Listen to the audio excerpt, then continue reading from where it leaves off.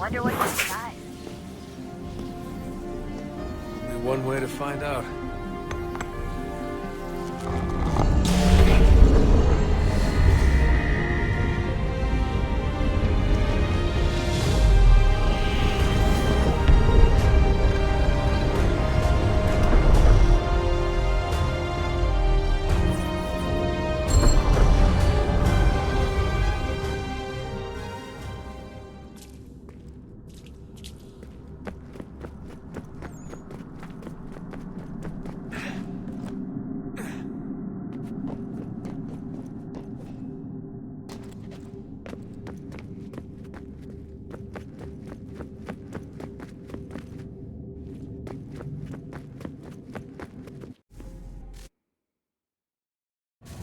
What is a fact?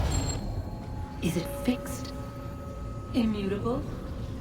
Certain in its existence and only awaiting discovery? Or might it be changed?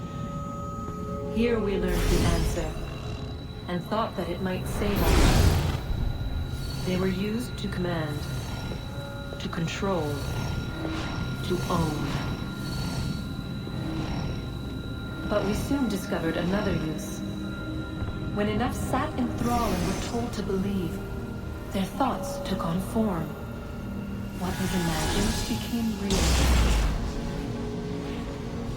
If 100 minds could wish away a wall or create a tree, what might 1,000 do? 10,000? More? Might we change the consensus and will the threat away? We resolved to send one into the sky where it might illuminate us all. Once placed, a sentence would be uttered. Make us safe. In this way, we would change the consensus. We would save the world. But it never came to be. We sent a dozen of them skyward, but there was no way to maintain control, to direct the beam, to enthrall the world, to speak the words.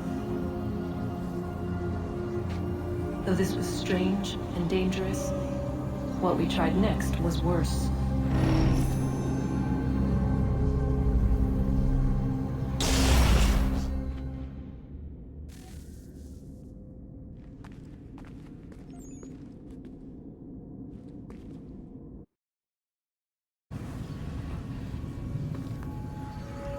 Our first instinct was to travel back, to change the past.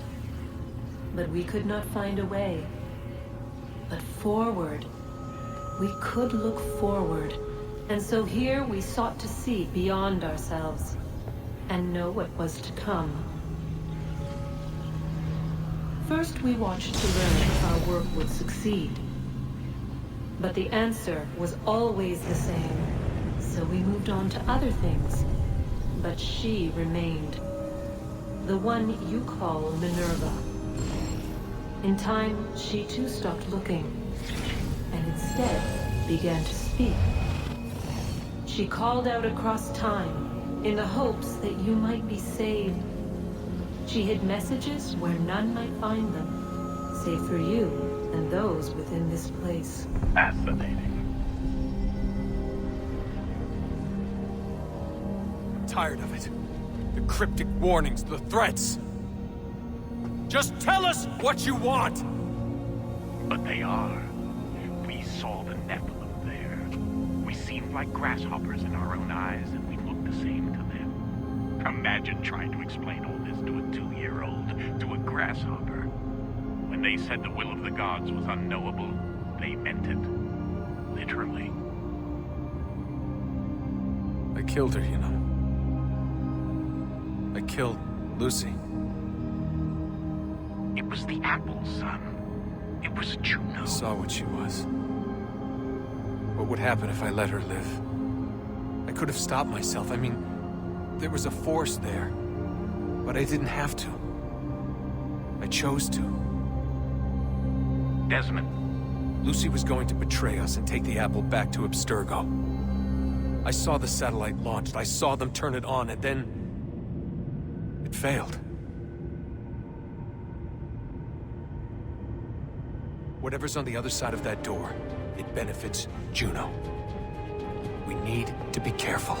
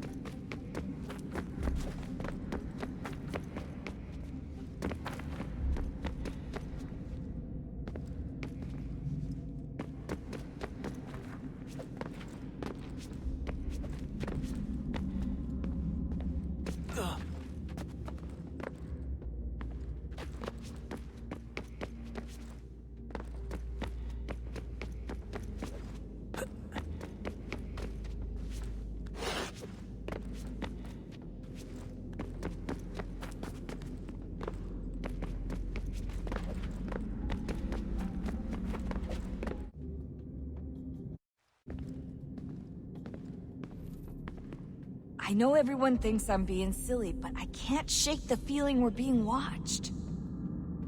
We are being watched. By Juno. Or some version of her. Do you think it's a recording? Or is she a ghost? Or something else?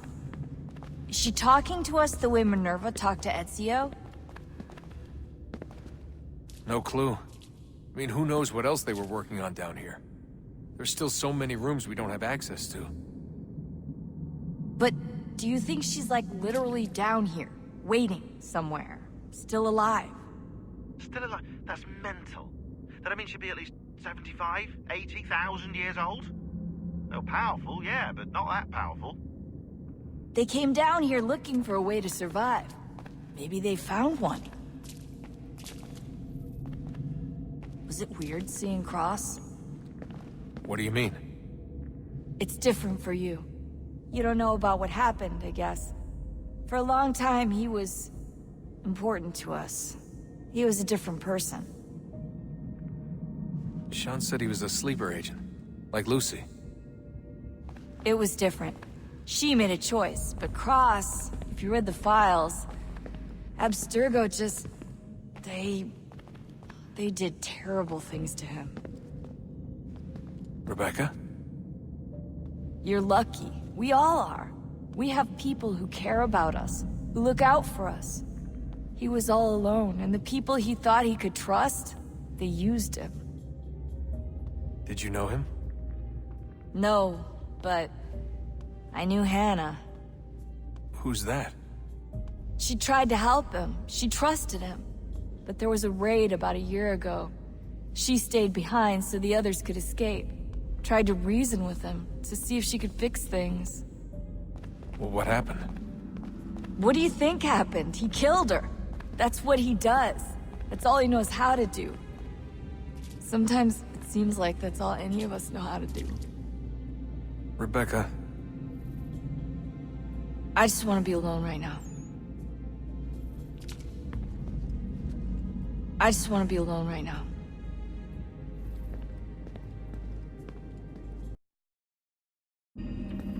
Ah, Desmond, there you are. Can I ask a favor? Maybe? When this is all over, I'd like to try turning the dial back on the Animus.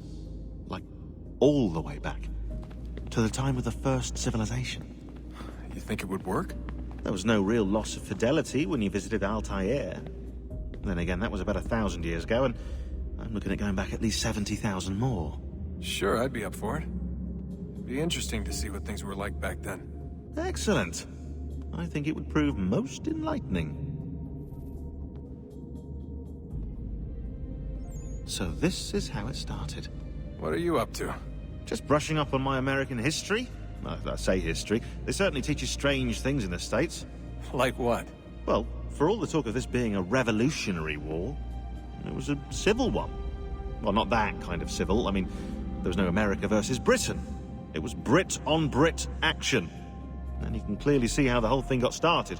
One war gave birth to the other. You mean the 7 Years' War? Exactly. Seems the Crown overspent in its attempt to keep the French out, wound up with a great deal of debt. Believing that the colonists should help to shoulder the burden, new taxes were created. It was a reasonable request, even if Parliament was rather, well, undiplomatic about it. Well, it's not really fair to tax people for a war they didn't want any part of. What? Didn't want any part of? Did you not notice George Washington with Edward Braddock? He was right there in the middle of it. So here you have the Crown spending who knows how much money to secure a place for the colonists to thrive, and then, when they ask for a little bit of help...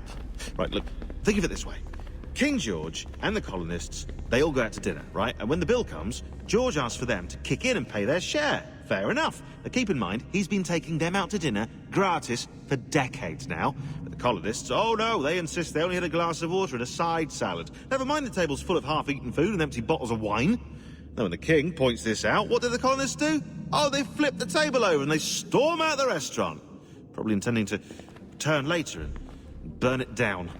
You left out the part where the king pointed a gun at the colonists and asked them to cover dinner for everyone in the restaurant. Right, yeah, interesting take. If he pulled out a gun, and I'm not sure he did, it would only have been after the 100th failed attempt at getting them to pay their fair share.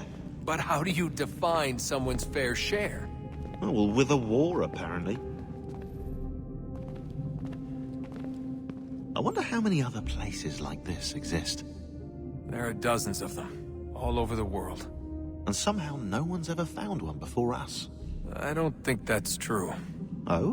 When I was at Abstergo, Vidic talked about silencing discoveries made by non-Templars. And I'm sure Abstergo has dug up plenty. The things they must know. Regretting throwing in with us? No. Just looking forward to when we can finally trounce those bastards so I can dive into their archives.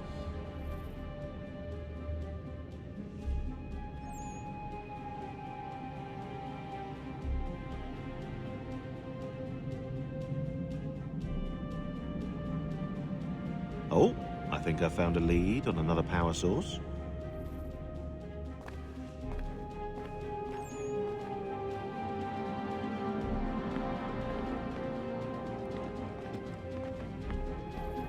Later, Desmond. I'm in the middle of something very important right now.